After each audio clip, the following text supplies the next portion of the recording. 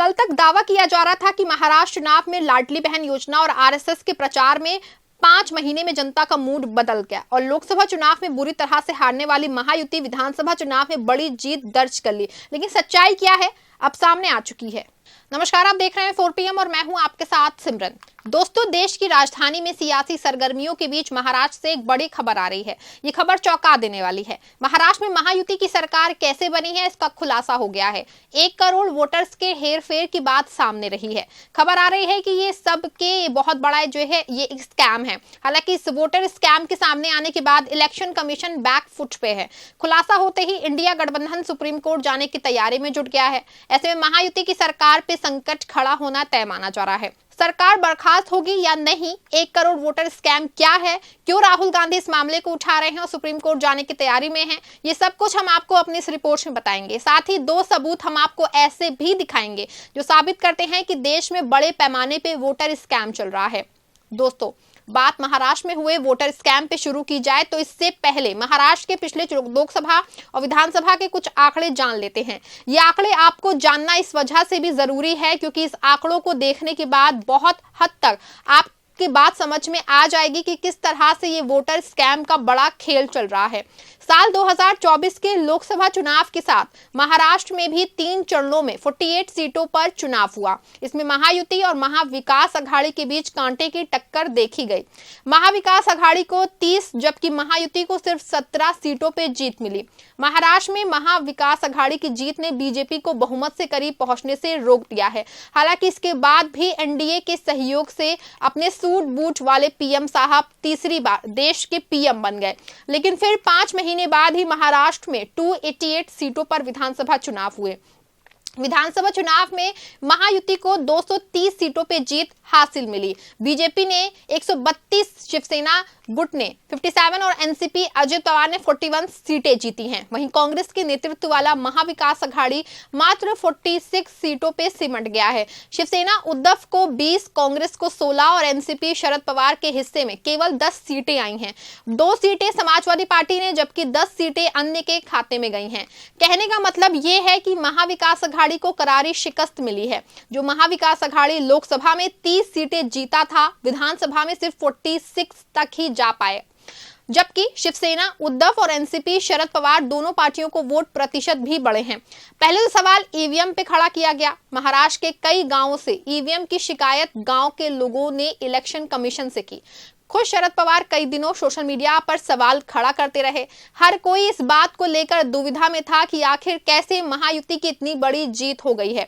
अब इस पूरे मामले की कलई खुल गई है। सुनिए इस पूरे मामले पर नेता प्रतिपक्ष राहुल गांधी का क्या कहना है। मैंने अपने भाषण में महाराष्ट्र के बारे में बोला।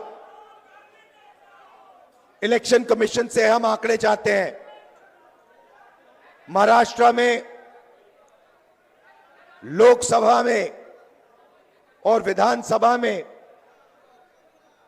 1 करोड़ वोटर का फर्क है। 1 करोड़ लोगों ने विधानसभा में वोट दिया और लोकसभा में वोट नहीं दिया था।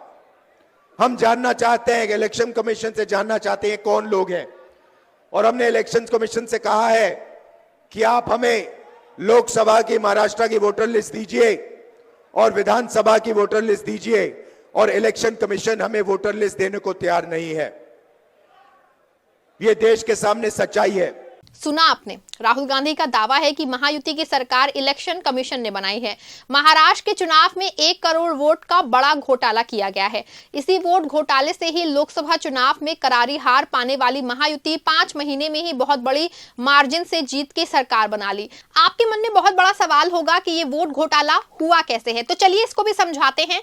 दरअसल लोकसभा चुनाव में महाराष्ट्र में टोटल वोटर्स 9.2 करोड़ थे, लेकिन सिर्फ 5 महीने के बाद होने वाले विधानसभा चुनाव में वोटर्स की संख्या अचानक लगभग 49 लाख बढ़ गई।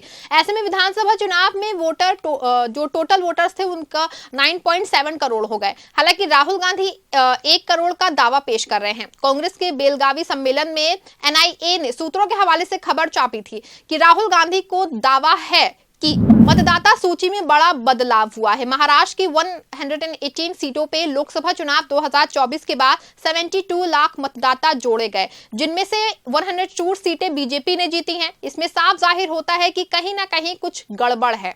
हालांकि इस पूरे मामले को लेकर के कांग्रेस ने इलेक्शन कमीशन को लेटर भी लिखा है, जिसके जवाब में इलेक्शन कमीशन ने ये डेटा पेश किया है। इलेक्शन कमीशन के अनुसार लोकसभा और विधानसभा चुनावों के बीच मतदाता सूची में 48,81,620 नए मतदाता जोड़े गए हैं और 8,391 मतदाताओं के नाम हटाए गए हैं, जिसके वोटर लिस्ट में कुल 40,81,229 मतदाताओं का इजाफा हुआ है। इसमें से 8,72,094 मतदाता 18 से 19 आयु वर्ग के थे और 17,74,514 मतदाता 20 से 29 आयु वर्ग के थे। कुल मिलाकर के 26,46,608 नए मतदाता 18 से 29 आयु वर्ग के थे। चुनाव आयोग ने कांग्रेस को जो जवाबी लेटर दिया है उसमें साफ तौर पे लिखा था कि 49 लाख वोटर्स बढ़ना कोई असामान्य बात नहीं है। ये महाराष्ट्र जैसे राज्य के लिए संभव है, लेकिन जब कांग्रेस ने वोटर लिस्ट में बढ़ नामों के वेरिफिकेशन के लिए वोटर्स के पते की जानकारी मांगी तो इसे चुनाव आयोग ने देने से इनकार कर दिया। चुनाव आयोग का दावा है कि ये किसी भी व्यक्ति की शुचिता और प्रावेशी का मामला है। ऐसे में सवाल उठना लाजमी है। वैसे भी वोट बनाना या बनवाना एक लीगल प्रक्रिया है। इसमें किसी वोटर के वेरिफिकेशन के लिए नाम और पता देने में कोई भी प्राइवेसी खत्म हो जा रही है। चलिए किसी तरह से ये मान भी लेते हैं कि ये प्राइवेसी का मामला है, जो कि नहीं है, फिर 5.5% वोटों का बढ़ना कोई सामान्य घटना नहीं है, जबकि सिर्फ 5 महीने पहले ही वोट लिस्ट जो है अपडेट की गई हो। बता दें कि लोकसभा चुनाव 2024 के चुनाव में भी करीब 34 लाख मतदाता बढ़े थे। साल 2019 के लोकसभा चुनाव में कुल वोटर्स लगभग 8.86 करोड़ थे। ऐसे में अगर साल 2019 के लोकसभा चुनाव में देखा जाए तो 5 साल में सिर्फ 34 लाख वोट बढ़े हैं, जबकि साल 2024 में हुए लोकसभा और विधानसभा चुनाव के बीच 5 महीने में 50 लाख के लगभग नए मतदाता जुड़ गए। ऐसे में दो आंकड़े हैं, कहीं शक पैदा करते हैं। और अगर 2029 की वोटर लिस्ट को देखा जाए तो राहुल गांधी के 1 करोड़ वाले दावे को कहीं ना कहीं सही साबित हो रहे हैं। हालांकि वोटर्स कैसे बढ़ रहे हैं ये अचंभित कर देने वाला मामला है, क्योंकि देश में प्रजनन का ग्राफ लगातार घट रहा है। अभी हाल ही में चंद्रबाबू नायडू ने एक ऐलान भी किया है कि ज्यादा बच्चों को जन्म देने वाले परिवारों को 1 लाख की प्रोत्साहन राशि दी जाएगी।